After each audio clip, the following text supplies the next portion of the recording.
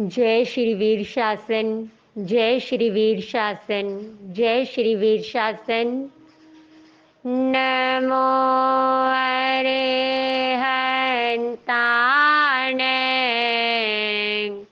नमो सिद्धाण। नमो आयर्याण।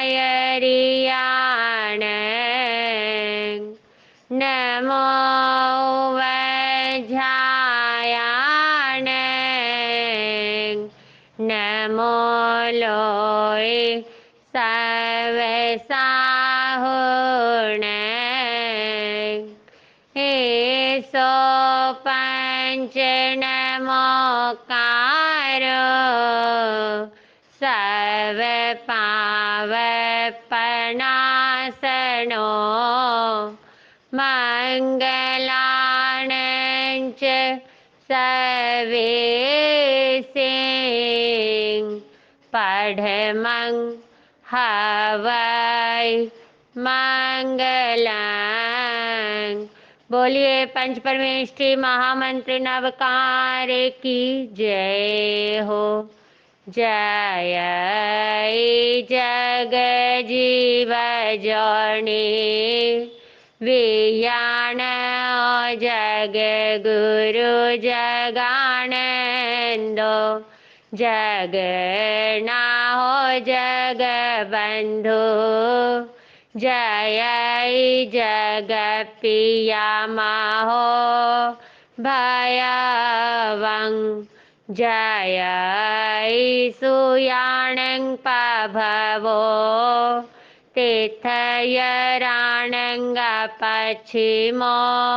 जय जय गुरुलोगाण। जय महापा महावीरो। भद्रं सवजगुजयगस भद्रं जिनस वीरस। भद्रं सुरासुरनमंसीयस। भद्रं धूय रयस। गुण भवन गहन सुयरयन। भरिय दंसन विशुद्धरथागा। संघ नगर भद्रंते अखंड चारित पागारा। संजम तव तुम्बारयस। नमो सम्मत पारियलस। आपड़ी चक सजाओ हो सया संघ चकस।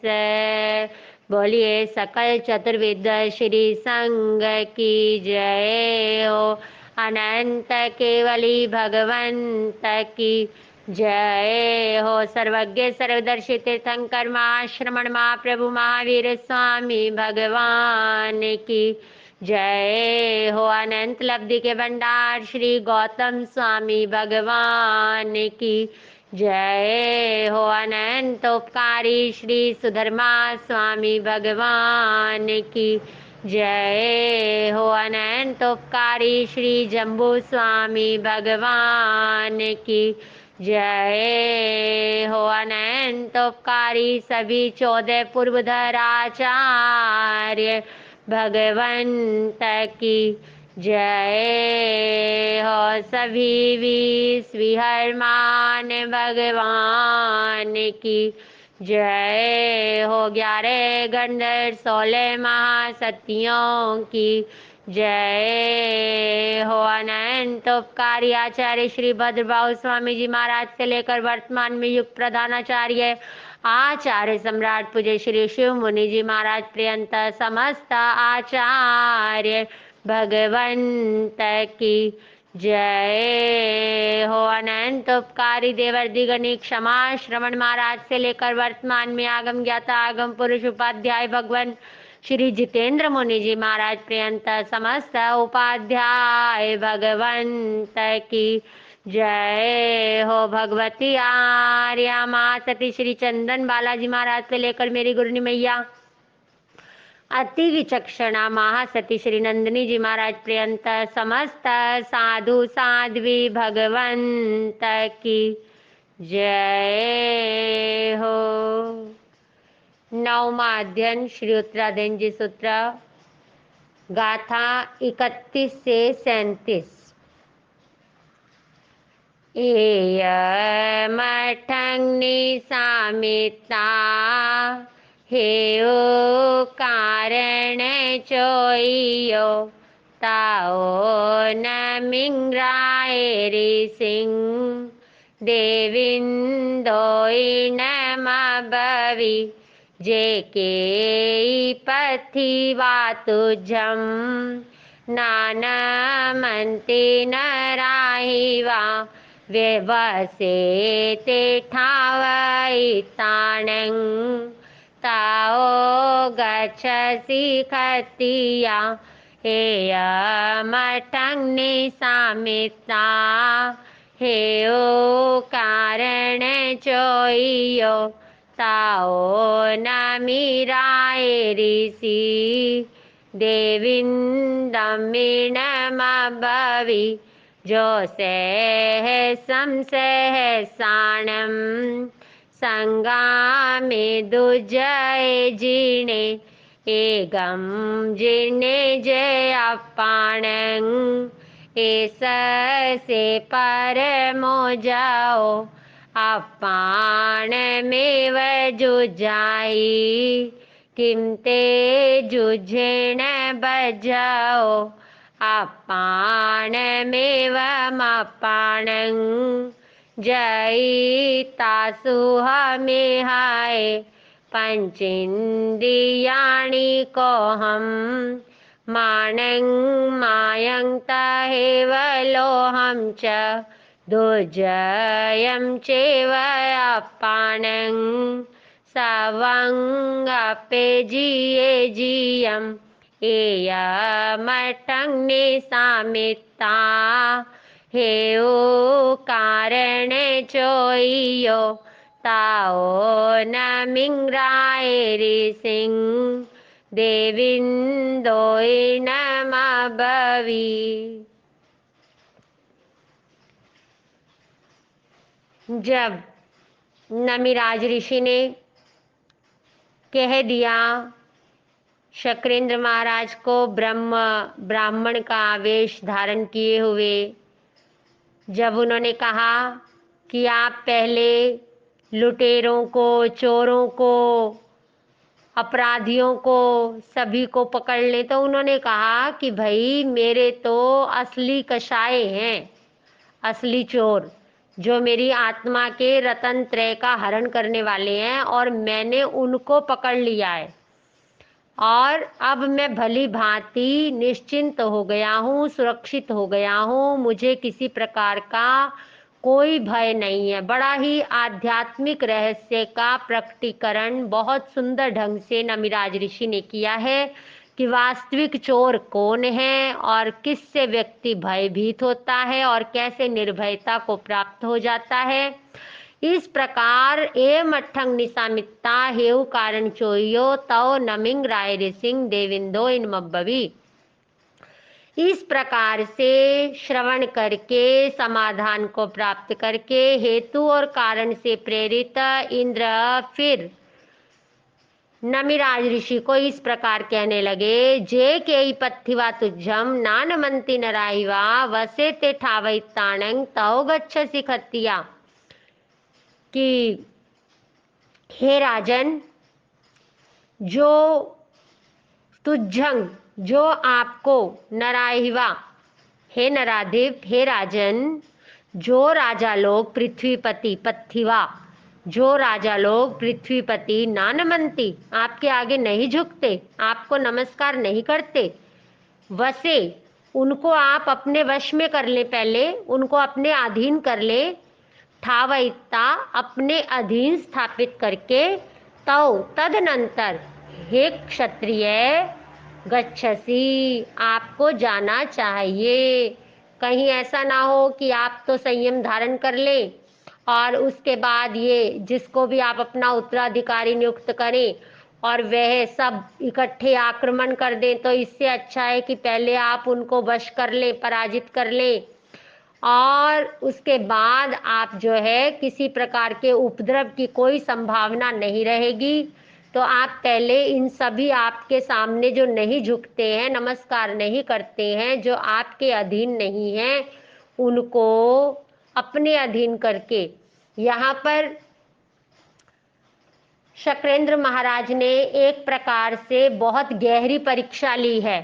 क्योंकि यदि थोड़ा भी नमिराज ऋषि के भीतर कुछ होगा, द्वेष का, दुर्भावना की कोई ज्वाला होगी, तो उस समय वह द्वेष और ज्वाला अंदर जो होगा वो एकदम से बाहर प्रदीप्त होकर के जरा सा पवन का तीव्र वेग आएगा और वह ज्वाला भीतर से प्रदीप्त ज्वाला प्रज्वलित हो जाएगी। ऐसा एक बाण छोड़ा है शक्रेंद्र महाराज ने कि जो आपके सामने नहीं झुकते हैं, जो आपको नमन नहीं करते हैं, जो आपको अपना स्वामी नहीं समझते हैं, उन सभी को आप पहले अपने वश में कर लें और फिर उसके बाद आप संयम अंगीकार कर लेना, ताकि आप निश्चिंत हो जाओ और दीक्षा मार्ग में भी आराम से प्रवृत्त हो सको।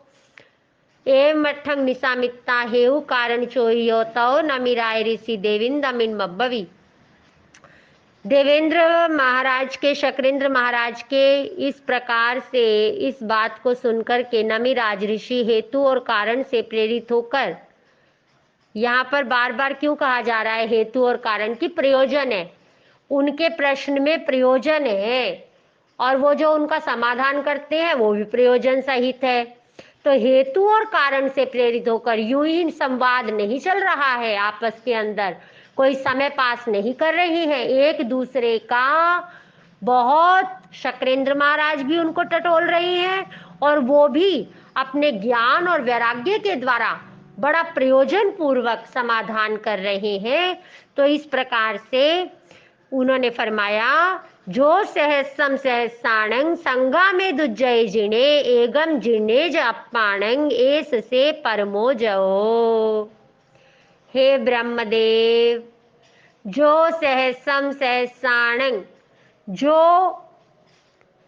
1000 सहस्रंग, 1000 से भी 1000 को गुणा कर दें, यानी 10 लाख सुबटों पर संगा में, संग्राम के अंदर जो विजय प्राप्त कर लेता है, 10 लाख योद्धाओं को संग्राम भूमि में पछाड़ने वाले बलशाली योद्धा की अपेक्षा एगम जिनेज अपाणंग, जो अपनी आत्मा पर विजय प्राप्त कर लेता है, एस से परमो जओ, यही उसकी उत्कृष्ट जय, विजय, जीत कहलाती है।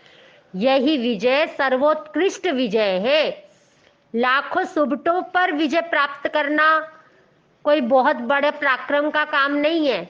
शूरवीर तो वह है जो अपने आत्मा पर विजय प्राप्त करता है, कषायों पर विजय को परास्त करता है, आत्मनिग्रह करता है, और जो आत्मनिग्रह कर लेता है हर प्रकार से, वास्तव में यही असली विजय है, जो अपने कषायों को परास्त करने में अपने पराक्रम को, अपने पुरुषार्थ को, अपने अनंत वीर्य को प्रकट करता है। विवेकशील साधक को तो अपनी आत्मा पर ही विजय प्राप्त करने का सम्यक प्रयास करना चाहिए। और आप देखते हैं कि जो आत्मनिग्रह कर लेते हैं, जो आत्म विजेता हो जाते हैं, तो जब वे संयम के महामार्ग पर आ जाते हैं, तो जो बाहर के शत्रु अपने आप को समझते हैं ना, वो भी उनके चरणों में आकर के झुक जाते हैं, वे भी उनको नमस्कार स्वतः ही कर लेते हैं।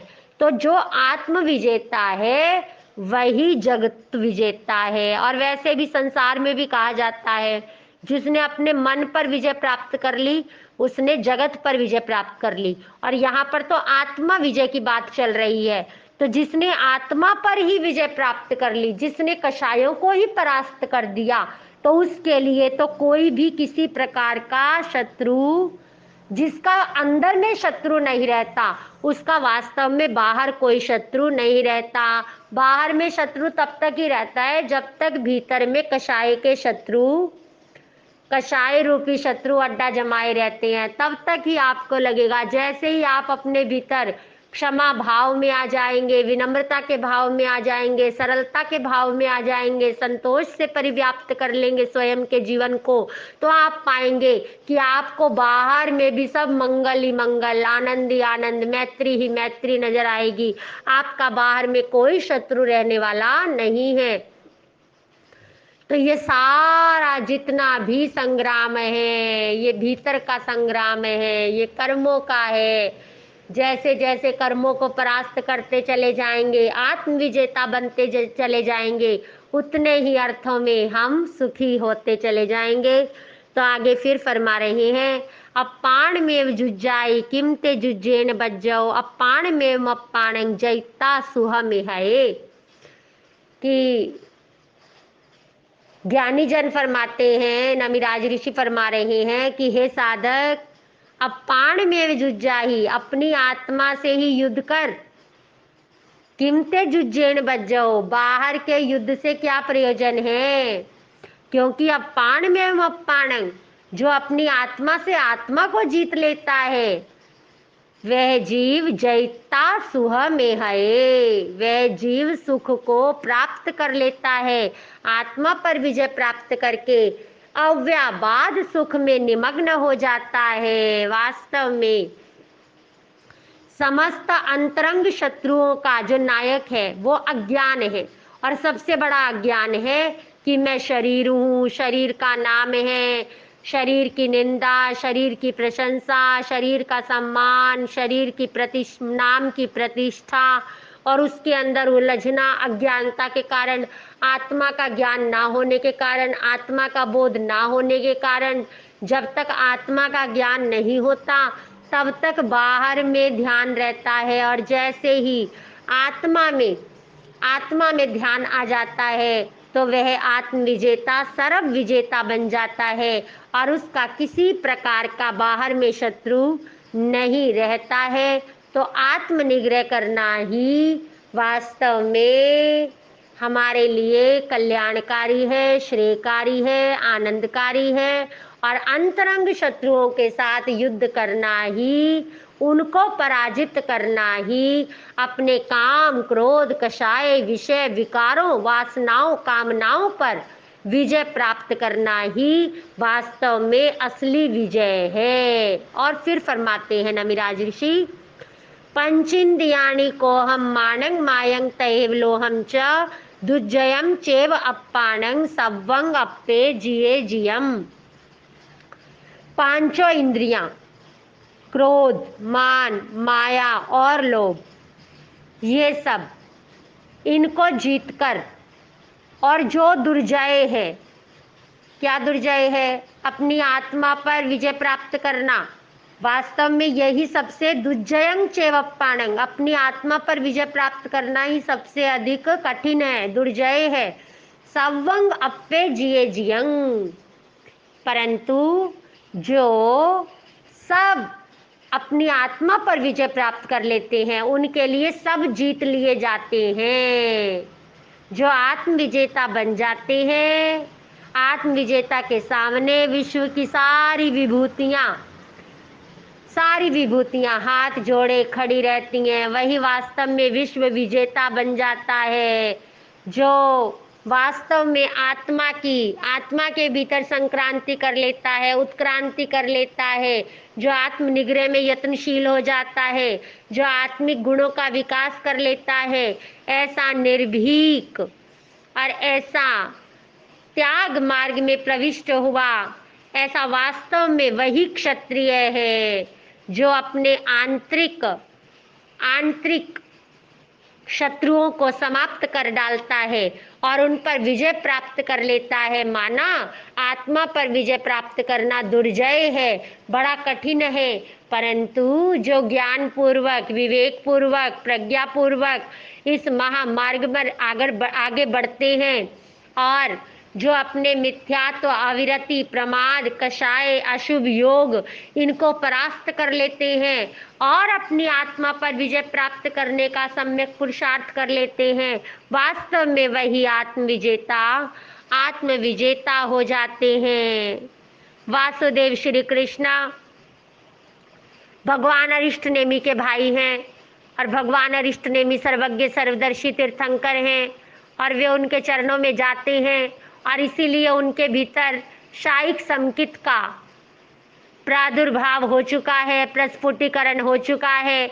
तो वासुदेव श्री कृष्ण भी श्रीमद् भागवत गीता में जगह जगह सम्यक दर्शन की बात करते हैं और वे फरमाते हैं उद्धरेदात्मनात्मानं नात्मानमवसादयेत् आत्मैव ह्यात्मनो बन्धु रात्मैव रिपुरात्मना। उद्धरेदात्मनात्मानं नात्मानमवसादयेत् आत्मैव ह्यात्मनो बन्धु रात्मैव रिपुरात्मना। कि आत्मा से आत्मा का उद्धार करो, उसका पतन मत करो, क्योंकि ज्ञान आत्मा ही हमारा मित्र है, बंधु है, सखा है और अज्ञान आत्मा ही आत्मा का शत्रु है। तो सबसे बड़ा आत्मा का शत्रु क्या है? अज्ञान है और सबसे बड़ा मित्र क्या है? ज्ञान है। मैं आत्मा, मैं ज्ञान दर्शन वाला, मैं अनंत सुख वाला, मैं अनंत वीर्य वाला, ऐसा ज्ञान हो जाना। इस प्रकार से बड़ा समुचित समाधान किया है नमिराज ऋषि ने। ए मठंग निसामिता हेव कारण चोयो तव नमिंग राय ऋसिंग देविंदोइन मब्बवी। इस प्रकार से संतुष्ट होकर के समाधान को प्राप्त करके देवेंद्र महाराज, शक्रेंद्र महाराज वापिस फिर अब उनको आनंद आ रहा है इस ज्ञान चर्चा का और वो और अधिक उनकी ज्ञान गंगा, उनकी ज्ञान मंदाकिनी में और अधिक गोता लगाना चाहते हैं और अब आगे और प्रश्न लेकर के उपस्थित होंगे नमिराज ऋषि के समक्ष और अधिक प्रश्न लेकर के आएंगे। उनकी परीक्षा भी कर रहे हैं और परीक्षा करते करते अब उनको रस आने लगा, अब उनको आनंद आने लगा, अब उनको भी इस संवाद में एक रुचि जागृत हो गई है और बड़ा उन्हें आनंद आ रहा है और इसी आनंद के कारण अब आगे फिर वे नमिराज ऋषि को शक्रेंद्र महाराज फिर आगे क्या फरमाते हैं ये सब श्रवण करने से पता चलेगा। बस आप और हम वास्तव में आत्म विजेता बने, कषाय विजेता बने, अपने अंतर के अंतरंग शत्रुओं को परास्त करने वाले बने। इन्हीं मंगल भावनाओं के साथ जय श्री वीर शासन, जय श्री वीर शासन, जय श्री वीर शासन।